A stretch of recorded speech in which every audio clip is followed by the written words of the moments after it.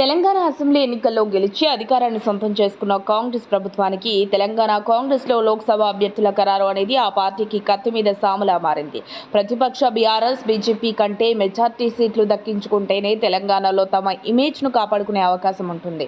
అందుకే కాంగ్రెస్ ఎంపీ అభ్యర్థుల ఎంపికలో చాలా సీరియస్గా రేవంత్ రెడ్డి కసరత్తు చేస్తున్నారు. అటు అధిష్టానానికి పేర్లను పంపడంలో కానీ, సామాజిక సమీకరణాల సమతుల్యం చేయడంలో కానీ Revanth Reddy main key role play చేస్తున్నారు. లోక్సభ ఎన్నికలకు సంబంధించి మేజర్ బాధ్యతలను రేవంత్ రెడ్డి భుజాలపై మోపింది కాంగ్రెస్ హైకమాండ్.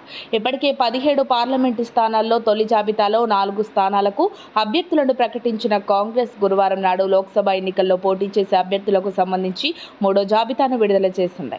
7 రాష్ట్రాల నుంచి 57 మంది అభ్యర్థులతో లిస్టు రిలీజ్ చేసింది ఏఐసీసీ. ఇందులో తెలంగాణ నుంచి 5 స్థానాలకు అభ్యర్థులను ఖరారు చేసింది. పెద్దపల్లి నుంచి గడ్డం వంశీకృష్ణ, మల్కాజ్గిరి నుంచి సునీత మహేందర్ రెడ్డి, సికింద్రాబాద్ నుంచి దానం నాగేందర్, నాగర్ కర్నూలు నుంచి మల్లు రవిని అభ్యర్థులుగా ప్రకటించింది కాంగ్రెస్. ఇక ఇటీవలే బీఆర్ఎస్ నుంచి కాంగ్రెస్లో చేరిన రంజిత్ రెడ్డిని చేవేళ్ల నుంచి ఎంపీ అభ్యర్థిగా ఖరారు చేసింది. ముందు నుంచి చర్చలో ఉన్న పేర్లను కాంగ్రెస్ హైకమాండ్ ఫైనల్ చేసింది. తొలి విడతలో 4 స్థానాలకు, ఇప్పుడు 5 స్థానాలకు, మొత్తంగా రాష్ట్రంలో 17 పార్లమెంటు స్థానాలకు గాను 9 స్థానాలకు అభ్యర్థులను ఖరారు చేసింది. మరో 8 స్థానాలకు అభ్యర్థులను ప్రకటించాల్సి ఉంది. త్వరలోనే ఈ 9 పార్లమెంటు స్థానాలకు కూడా సామాజిక సమీకరణాలు దృష్టిలో పెట్టుకుని అభ్యర్థులను ఎంపిక చేస్తారని తెలుస్తోంది. మరిన్ని అప్డేట్స్ కోసం మా కాయ్ టీవీని సబ్స్క్రైబ్ చేసుకోండి. మా వీడియో కనుక మీకు నచ్చినట్లయితే లైక్ చేయండి, షేర్ చేయండి.